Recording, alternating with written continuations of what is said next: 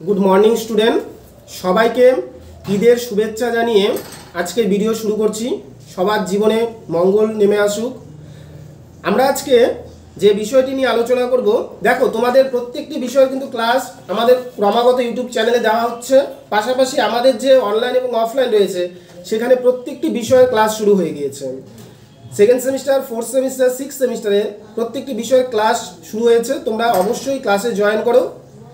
MDC যে বিষয়গুলো রয়েছে সেই বিষয়গুলো তোমরা যদি ক্লাস না করো তাহলে কিন্তু শুধুমাত্র নোট নিয়ে পাস করতে পারবে না এমডিসি বিষয়গুলো। তো আজকে আমরা তোমাদের যে ভিএসসি আন্ডারস্ট্যান্ডিং ইন্ডিয়া রয়েছে তার আগে দেখবে আমাদের এখানে 2টা থেকে 3টা ভিডিও দেওয়া রয়েছে, সেই প্রশ্নগুলো তোমরা ভালো করে দেখবে। আজকে আমরা ইউনিট 3 অর্থাৎ ভিএসসি ইউনিট 3 যে টপিকটা রয়েছে সেটা নিয়ে আলোচনা করছি এবং সেখান থেকে আমি কিছু প্রশ্ন বলবো, সেই প্রশ্নগুলো তোমরা ভালো করে লিখে নেবে। এবং প্রথমেই বলছি, দেখো এমসিকিউ প্রশ্ন বলার সময় 1-2টো প্রশ্ন সাল তারিখে হয়তো ভুল হতে পারে। তোমরা যদি কোনো প্রশ্ন ভুল থাকে কমেন্ট করবে এবং আমাদের ভুল হলে আমরা পরবর্তী সময় সেগুলো অবশ্যই ঠিক করে দেব। যেহেতু আমরা ভিডিওগুলো লাইভ হিসাবেই করে থাকি, তো তার জন্য 1-2টো প্রশ্ন এদিক সেদিক হতেই পারে, ঠিক আছে? তো যাই হোক, আমাদের ইউনিট 3-তে যে বিষয়টা রয়েছে, আমি প্রথমে ইউনিট 3 বিষয়গুলো বলে দিচ্ছি।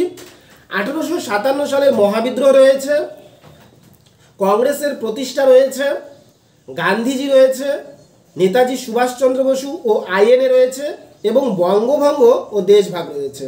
এই 6টি বিষয় ইউনিট 3-তে রয়েছে এবং এই 6টি বিষয়ই আমাদের ক্লাস করানো হয়ে গিয়েছে, নোটপত্র স্টুডেন্টকে দেওয়া হয়ে গিয়েছে। যারা ভাবছো যে আমাদের নোটগুলোর প্রয়োজন রয়েছে তারা অতি শীঘ্রই আমাদের অফিসের নাম্বারে ফোন করে যোগাযোগ করবেন। তো দেখো 1857 সালে যে মহাবিদ্রোহ, এখান থেকে আমি প্রশ্ন বলছি যে ব্রিটিশ শাসন, ব্রিটিশ অত্যাচার, এই অত্যাচারের বিরুদ্ধে যদি দেখি একটি সামগ্রিক বিদ্রোহ বা সর্ববৃহৎ বিদ্রোহ যদি বলে থাকি সেটি হচ্ছে 1857 সালের একটি মহাবিদ্রোহ। এই যে 1857 সালে মহাবিদ্রোহ, এটি সিপাহী বিদ্রোহ নামেও পরিচিত, কারণ এই বিদ্রোহটি সর্বপ্রথম শুরু করেছিল সিপাহীরা, যার জন্য এই বিদ্রোহকে বলা হয় সিপাহী বিদ্রোহ। প্রশ্ন আসতে পারে যে 1857 সালের মহাবিদ্রোহকে সিপাহী বিদ্রোহ কেন বলা হয়? কারণ একটি, যেই বিদ্রোহ সর্বপ্রথম শুরু করেছিল সিপাহীরা। তো এখান থেকে 1857 সালের মহাবিদ্রোহের একাধিক কারণ ছিল, রাজনৈতিক কারণ, অর্থনৈতিক কারণ, সামাজিক কারণ এবং প্রত্যক্ষ কারণ। রাজনৈতিক কারণ হিসাবে আমরা কি দেখেছিলাম যে এই যে নানা সাহেব, তাতিয়া টোপি, এদের বাৎসরিক ভাতা বন্ধ করে দেওয়া, তারপরে তোমার লর্ড ডালহৌসির সত্ত্ব বিলোপ নীতি, এইসব নীতি দ্বারা যে দেশীয় রাজ্যগুলিকে গ্রাস করে নেওয়া, এগুলো ভারতীয় রাজন্যবর্গ ভালোভাবে দেখেনি। সামাজিক কারণ কি ছিল? ইংরেজ সরকারের সতীদাহ প্রথা, বাল্য বিবাহ, এগুলো বন্ধ করে দেওয়া, ঠিক আছে? হিন্দুদের খ্রিস্টান ধর্মে দীক্ষিত করার প্রচেষ্টা, এগুলো ছিল সামাজিক কারণ বা ধর্মীয় কারণও ছিল। এবং এখান থেকে যে প্রশ্নটা তোমরা পড়বে যে এই বিদ্রোহের প্রত্যক্ষ কারণ কি ছিল?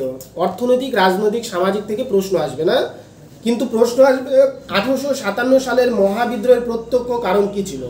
1857 সালের মহাবিদ্রোহের প্রত্যক্ষ কারণ হচ্ছে এনফিল্ড রাইফেল, অর্থাৎ এই রাইফেলে যে তোমার কার্তুজটি ব্যবহার করা হতো সেটি গরু এবং শুয়োরের চর্বি দিয়ে তৈরি করা হতো, যার ফলে হিন্দু এবং মুসলিম উভয় এটি ব্যবহারে অস্বীকার করে এবং এটি ছিল এই বিদ্রোহের প্রত্যক্ষ কারণ।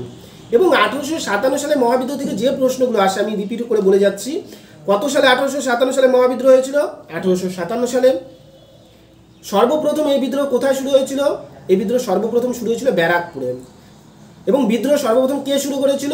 মঙ্গল পাণ্ডে। এই বিদ্রোহের প্রথম শহীদও ছিল মঙ্গল পাণ্ডে। 1857 সালে মহাবিদ্রোহের সময় ভারতের গভর্নর জেনারেল কে ছিল? খুব ইম্পর্টেন্ট প্রশ্ন এটি, লর্ড ক্যানিং। লর্ড ক্যানিং ছিল 1857 সালের মহাবিদ্রোহের সময় ভারতবর্ষের গভর্নর জেনারেল। এবং এই বিদ্রোহের যে নেতা যারা ছিল তাদের সম্বন্ধে দেখে যাবে যে ঝাঁসি থেকে এই বিদ্রোহের নেতৃত্ব কে দিয়েছিল? ঝাঁসির রানী আমরা জানি, ঝাঁসির রানী লক্ষ্মীবাই, ঠিক আছে? তার পূর্ব নাম মণি কিছু একটা ছিল, যাই হোক আমি বলছি না, এখন মনে পড়ছে না। তো এর পাশাপাশি তোমরা দেখবে যে কানপুর থেকে বিদ্রোহের পরিচালনা কে করেছিল? নানা সাহেব এবং তার দত্তক পুত্র তাতিয়া টোপি। আসামে ছিল মনিরাম দেওয়ান এবং বিহারে ছিল কুনওয়ান সিং।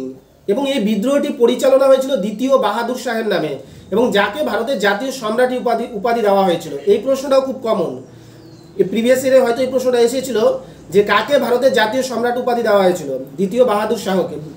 এবং 1857 সালে মহাবিদ্রোহ দেখতে পাচ্ছি ভারতবর্ষের ভিন্ন ভিন্ন অঞ্চলে ছড়িয়ে পড়েছিল। এবং এই বিদ্রোহকে বিনয় দামোদর সাভারকর প্রথম স্বাধীনতা সংগ্রাম বলেছিল। এটি অতি ইম্পর্টেন্ট প্রশ্ন। যদিও রমেশচন্দ্র মজুমদার এই মতকে অগ্রাহ্য করেছে, তিনি বলেছে এটি ভারতবর্ষের প্রথম স্বাধীনতা সংগ্রাম ছিল না। তার পাশাপাশি এই বিদ্রোহের ব্যর্থতার পিছনে একাধিক কারণ ছিল। নেতৃত্ববৃন্দের মধ্যে যোগাযোগের অভাব, অস্ত্রশস্ত্রের অভাব এই বিদ্রোহকে ব্যর্থতায় পরিণত করে। এই জায়গাগুলো তোমাদের দেখতে হবে। তাহলে এখান থেকে যে মেন প্রশ্নগুলো রয়েছে সেগুলো আমি বলে দিলাম। এবং এই বিদ্রোহ মিরাটে পরবর্তী সময়ে প্রকাশ্যভাবে মিরাটে শুরু হয়েছিল, ঠিক আছে। তো মহাবিদ্রোহের প্রথম শহীদ মঙ্গল পাণ্ডে, এই প্রশ্নটা আমি বলেছি। এখন আমি কংগ্রেসের যে বিষয়টা রয়েছে, কংগ্রেস থেকে আমি কয়েকটি বিষয় বলছি। দেখো, ভারতবর্ষে যখন দেখা যাচ্ছিল যে ব্রিটিশ শাসনের বিরুদ্ধে আন্দোলন একটু চরম মাত্রায় পৌঁছে যায়, তখন ব্রিটিশ সরকার উপলব্ধি করেছিল যে ভারতবর্ষের এই আন্দোলনকে যদি থামাতে হয় তাহলে তাদেরকে একটা রাজনৈতিক দল প্রতিষ্ঠা করে দিতে হবে। এবং যার জন্যই দেখা যায় যে কংগ্রেস দলের প্রতিষ্ঠা, যে ভারতবর্ষী তাদের নিজেদের দাবি দাবা একটি দলের মারফত জানাবে এবং সেটি ব্রিটিশ সরকারই নিয়ন্ত্রণ করবে। যার জন্যই তো এটি বলা যায় ব্রিটিশ সরকারের একটি চক্রান্ত ছিল। 1885 সালে বোম্বাইয়ের গোকুল দাস তেজপাল সাংস্কৃতিক কলেজে 72 জন প্রতিনিধিকে নিয়ে এই কংগ্রেস দল প্রতিষ্ঠিত হয়। প্রশ্ন আসে যে কংগ্রেস দল কত সালে প্রতিষ্ঠিত হয়েছিল? 1885। কতজন সদস্য নিয়ে? 72 জন। কোথায়? বোম্বাইয়ের গোকুল দাস তেজপাল সাংস্কৃতিক কলেজে। এই যে কংগ্রেস প্রতিষ্ঠা, এই কংগ্রেস প্রতিষ্ঠা যে যাকে আমরা বলে থাকি কংগ্রেসের জনক বলতে পারো বা কংগ্রেস প্রতিষ্ঠার প্রধান ব্যক্তি, তিনি ছিল লর্ড ডারফিন। ডারফিনের মস্তিষ্ক প্রসূত ছিল এই ঘটনাটি। হিউম ডারফিন বলা হয়, হিউম ডারফিনের ষড়যন্ত্র। কংগ্রেসের জনক হচ্ছে হিউম, ঠিক আছে, অ্যালান অক্টোভিয়ান হিউম। এরা দুইজনই কংগ্রেস তার প্রতিষ্ঠার ক্ষেত্রে গুরুত্বপূর্ণ ভূমিকা পালন করেছিল, অ্যালান অক্টোভিয়ান হিউম আর হচ্ছে ডারফিন, যার জন্য এটিকে ষড়যন্ত্র বলা হয়, হিউম ডারফিনের ষড়যন্ত্র বলা হয়ে থাকে, ঠিক আছে। তার পাশাপাশি আমরা দেখব কংগ্রেসের সভাপতি যারা ছিল, কংগ্রেসের প্রথম সভাপতি উমেশচন্দ্র বন্দ্যোপাধ্যায়। মহিলা যদি দেখো শ্রীমতী অ্যানি বেসান্ট ছিল। এবং মুসলিম সভাপতি বলতে গেলে বয়উদ্দিন তয়েবাজি ছিল। এদের তিনজন দেখে যাবে যে প্রথম সভাপতি উমেশচন্দ্র বন্দ্যোপাধ্যায় বা বাঙালিও ছিল উমেশচন্দ্র বন্দ্যোপাধ্যায়, মুসলিম এবং মহিলা সভাপতি। এবং কংগ্রেসের যে কার্যক্রম ছিল সেটাকে দুই ভাগে ভাগ করা হয়েছিল। প্রথম দিকটা ছিল নরমপন্থী এবং পরবর্তী সময়ে বঙ্গভঙ্গের পরবর্তী সময় থেকে শুরু হয় চরমপন্থী। নরমপন্থী নেতাদের মধ্যে উমেশচন্দ্র বন্দ্যোপাধ্যায়, সুরেন্দ্রনাথ বন্দ্যোপাধ্যায়, অরবিন্দ ঘোষ, এরা ছিল নরমপন্থী নেতা। এরা আবেদন নিবেদন নীতিতে বিশ্বাসী ছিল, যার জন্য এটাকে 3 দিনের তামসা বলেছিল অশ্বিনী কুমার দত্ত, যে তারা 3 দিন একটি বিভিন্ন ধরনের নীতি নিয়ে আলোচনা করতো বছরের ক্ষেত্রে, যার জন্য অশ্বিনী কুমার দত্তের 3 দিনের তামসা, রাজনৈতিক ভিক্ষাবৃত্ত, আবেদন নিবেদন নীতি, ঠিক আছে, এইসব বিষয়গুলি বলতো তারা। এবং পরবর্তী সময় কংগ্রেসের যে আন্দোলন সেটি চরমপন্থী লাভ করে বঙ্গভঙ্গের পরবর্তী সময়। এবং যাদের মধ্যে অন্যতম ছিল বাল গঙ্গাধর তিলক, লালা লাজপত রায়, বিপিন চন্দ্র পাল, এরা ছিল তোমার চরমপন্থী নেতা। এরা আবেদন নিবেদন নীতিতে বিশ্বাসী ছিল না। তো কংগ্রেসের থেকে এই প্রশ্নগুলো ভালো করে দেখবে। কংগ্রেস কবে প্রতিষ্ঠিত হয়, কংগ্রেস প্রতিষ্ঠার ক্ষেত্রে কাদের গুরুত্বপূর্ণ ভূমিকা ছিল, কংগ্রেসের সভাপতি কারা ছিল, কংগ্রেসের কার্যক্রমকে আমরা কয় ভাগে ভাগ করতে পারি? 2 ভাগে বলে দিলাম, নরমপন্থী চরমপন্থী, ঠিক আছে। 1885 থেকে 1905 অবধি নরমপন্থী এবং পরবর্তী সময়টা হচ্ছে চরমপন্থী। তো এই জায়গাগুলো দেখতে হবে। নরমপন্থী 2 জন নেতার নাম আসতে পারে, চরমপন্থী 2 জন নেতার নাম আসতে পারে। তো এই জায়গাগুলো তোমাদের ভালো করে দেখতে হবে। এর পরবর্তী সময় আমরা যে প্রশ্নটা দেখব সেটা হচ্ছে বঙ্গভঙ্গ। বঙ্গভঙ্গ তোমরা জানোই যে বঙ্গভঙ্গ বলতে কি বোঝানো হচ্ছে, যে লর্ড কার্জন একজন দ্রুত রাজনীতিবিদ, তিনি দেখেছিল যে ভারতবর্ষে সমস্ত ধরনের আন্দোলন যে ছিল, বাংলাকে যদি ভাগ করে দেওয়া যায়, হিন্দু ও মুসলমানের মধ্যে যদি একটা বিভেদ সৃষ্টি করে দেওয়া যায়, তাহলেই কী হবে, ব্রিটিশ শাসনের বিরুদ্ধে আন্দোলনকে থামানো সম্ভব হবে। যার জন্য তিনি কী করেছিল, বাংলাকে বিভাগ করার একটা পরিকল্পনা করে, যেটা লর্ড কার্জন, অর্থাৎ বঙ্গ বিভাগের পরিকল্পনা কে করেছিল, লর্ড কার্জন। 1905 খ্রিস্টাব্দের 16 অক্টোবর থেকে বঙ্গভঙ্গ কার্যকর হয়, ঠিক আছে। যে বঙ্গভঙ্গ যে কার্যকর, কৃষ্ণকুমার মিত্র তার সঞ্জীবনী পত্রিকায় প্রতিবাদ দেখায় এবং একাধিক যে পত্রিকা রয়েছিল, সুরেন্দ্রনাথের পত্রিকা বেঙ্গলি থেকে শুরু করে অরবিন্দ ঘোষের বন্দে মাতরম, বিপিন চন্দ্র, এদের যে পত্রিকাগুলো ছিল, কৃষ্ণকুমার মিত্র সঞ্জীবনী, তারা ব্যাপক আর এই বঙ্গভঙ্গের বিরুদ্ধে প্রতিবাদ দেখায়। হিন্দু মুসলিম ঐক্যবদ্ধভাবে এর প্রতিবাদ জানাতে শুরু করেন, ঠিক আছে। যার ফলস্বরূপ দেখা যায় অবশেষে বঙ্গভঙ্গ রোধ করা হয়েছিল। এবং এই বঙ্গভঙ্গের সঙ্গে আরেকটি গুরুত্বপূর্ণ বিষয় কি যুক্ত ছিল, যে এই বঙ্গভঙ্গকে কেন্দ্র করে ভারতবর্ষে বেশ কিছু স্বদেশী বিষয়বস্তু বিস্তার লাভ করে। যেমন সাবান কারখানা তৈরি করেছিল নীলরতন সরকার, বেঙ্গল কেমিক্যাল প্রফুল্লচন্দ্র রায়, আচার্য প্রফুল্লচন্দ্র রায়, বেঙ্গল কেমিক্যাল, টাটা আয়রন যে ছিল জামশেদউদ্দিন টাটা, ঠিক আছে, ডন সোসাইটি সতীশচন্দ্র মুখোপাধ্যায়ের, ঠিক আছে, লক্ষ্মীর ভাণ্ডার সরবালা দেবী চৌধুরানী, এরা গড়ে তুলেছিল। লক্ষ্মীর ভাণ্ডার সরবালা দেবী চৌধুরানী, মাথায় রাখবে জিনিসটা, ঠিক আছে? তো এইভাবে এই সব বিষয়গুলো, এবং রবীন্দ্রনাথ রাখি বন্ধন উৎসব, আমার সোনার বাংলা আমি তোমায় ভালোবাসি, এই তোমার বঙ্গভঙ্গকে কেন্দ্র করে গান গেয়েছিল, যে হিন্দু এবং মুসলমানের মধ্যে ঐক্যবদ্ধ করে তোলার জন্য, যার ফলস্বরূপ দেখা যায় অবশেষে ব্রিটিশ সরকার এই বঙ্গভঙ্গ রোধ করতে বাধ্য হয়েছিল। তো এই বঙ্গভঙ্গ থেকেও আমাদের প্রশ্ন থাকবে, ভালো করে দেখবে রাখি বন্ধন উৎসবগুলো। এরপরে আমরা যেটা দেখব গান্ধীজি এবং নেতাজি সুভাষচন্দ্র বসু। গান্ধীজি ভারতবর্ষের রাজনৈতিক আন্দোলনের অন্যতম প্রধান ব্যক্তি ছিল, যিনি দক্ষিণ আফ্রিকায় আইন ব্যবসার উদ্দেশ্যে যায় এবং সেখান থেকেই তার আন্দোলনের সূত্রপাত হয়। এবং তিনি ভারতবর্ষে 1915 সালে ফিরে আসেন। ভারতবর্ষে 1915 সালে ফিরে এসে তিনি প্রকাশ্যভাবে কোনো রাজনৈতিক আন্দোলনে অংশগ্রহণ না করে 3টি আঞ্চলিক ক্ষুদ্র ক্ষুদ্র আন্দোলনে অংশগ্রহণ করেন। বিহারের চম্পারণ, গুজরাটের খেদা এবং আহমেদাবাদ শ্রমিক ধর্মঘট 1917 থেকে 18 সালের মধ্যে। এবং তার যে আন্দোলন ছিল, তার আন্দোলনের প্রধান পন্থা ছিল সত্যাগ্রহ ও অহিংসা। সত্যাগ্রহ বলতে আমরা জানি সত্যের প্রতি বিশ্বাস, তার আন্দোলনের প্রধান পন্থা ছিল। এবং তিনি হচ্ছে টলস্টয়, রাস্কিন এদের লেখা দ্বারা অনুপ্রাণিত ছিল। প্রশ্ন আসে।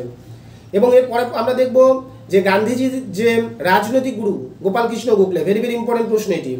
গোপালকৃষ্ণ গোখলে স্বদেশী আন্দোলন, ভারত ছাড়ো আন্দোলন, আইন অমান্য আন্দোলন, গান্ধী আর্মিন চুক্তি, এই প্রত্যেকটা আন্দোলনে 1915 থেকে তার মৃত্যুকাল অবধি তিনি ছিলেন ভারতবর্ষের রাজনৈতিক আন্দোলনের প্রধান ব্যক্তি, যার জন্য তো এই সময়টাকে গান্ধী যুগ বলা হয়, ঠিক আছে? তো চম্পাসন সত্যাগ্রহ আমরা দেখব। এর পাশাপাশি চৌরাচৌরি ঘটনাটি, যেটি অসহযোগ আন্দোলন প্রত্যাহারের ক্ষেত্রে গুরুত্বপূর্ণ ভূমিকা পালন করেছিল। বিহারের গোরক্ষপুর জেলায় 22 জন পুলিশ কর্মীকে অগ্নিদগ্ধ করে মেরে ফেলা হয়। এই ঘটনার প্রতিবাদে গান্ধীজি অসহযোগ আন্দোলন প্রত্যাহার করে নিয়েছিল।